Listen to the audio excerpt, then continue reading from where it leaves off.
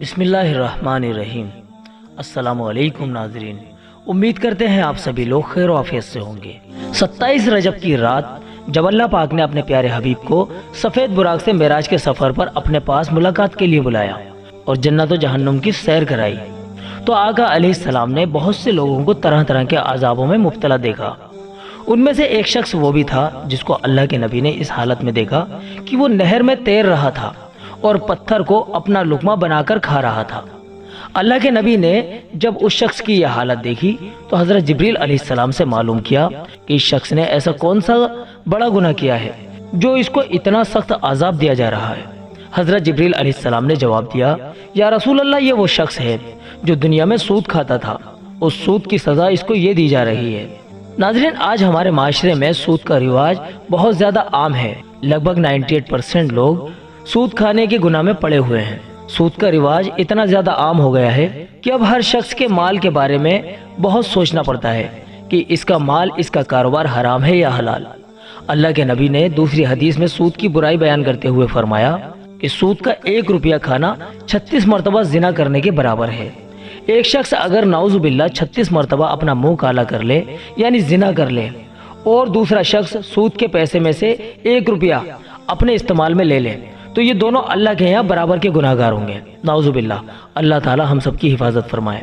जिना बड़े गुनाहों में से एक बहुत बड़ा गुनाह है। जब आपस में एक लड़का और एक लड़की इस गुनाह को करते हैं तो अल्लाह ताला को उन पर बहुत जलाल आता है, वो उन दोनों पर बहुत ज्यादा गुस्सा होते हैं। अब जरा सोचिए कि जिसका खाना सूद के पैसों से खरीदा हुआ हो, जो कपड़े वो पहना हुआ हो वो सूद के पैसों से उसने खरीदे हों, उस पर अल्लाह पाक को कितना गुस्सा आएगा। अल्लाह के नबी की हदीस पाक में सूद खाने वाले के जिस अजाब का जिक्र किया गया है उस पर हम सब गौर कर लें कि सूद खाने वाला जहन्नुम में इस अजाब को भुगतेगा कि उसका खाना बड़े बड़े पत्थर होंगे जिसको उसे खाना पड़ेगा। नाउजुबिल्लाह।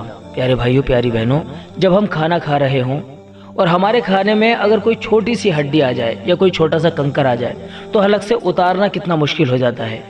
हलक जो एक नाजुक जगह है उसको छीलती हुई वो अंदर चली जाती है और कभी कभी ऐसी परेशानी भी आ जाती है कि हलक से उस हड्डी को निगलना या उस कंकर को निगलना ये बहुत मुश्किल हो जाता है, क्योंकि वो हलक में फंस जाती है और आखिरकार ऑपरेशन तक की नौबत आ जाती है। तो भला जहन्नुम में उस शख्स को कितनी तकलीफ होगी जिसका सिर्फ एक लुकमा ही एक पत्थर होगा और पूरा पेट उसे बड़े बड़े जहन्नुम के पत्थरों से भरना पड़ेगा।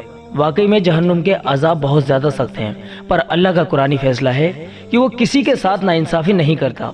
बंदा जैसा गुनाह करता है उसको उसी की सजा दी जाती है। सूद की नहुसत हमारी बड़ी बड़ी पहाड़ जैसी इबादतों को रूई की तरह बेजान बना देती है। हमारी नमाज से अल्लाह पाक कबूलियत को उठा लेते हैं, हमारी दुआओं से कबूलियत को खत्म कर देते हैं।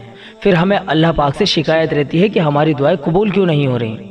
प्यारे भाइयों, प्यारी बहनों, हमें सूद के लेन देन से बिल्कुल बचना चाहिए। यकीनन ये दौर बड़ा मुश्किल है, इसमें गुनाहों से बचना बहुत ही मुश्किल है, पर इतना भी जरूर है कि गुनाहों से बचना नामुमकिन नहीं है।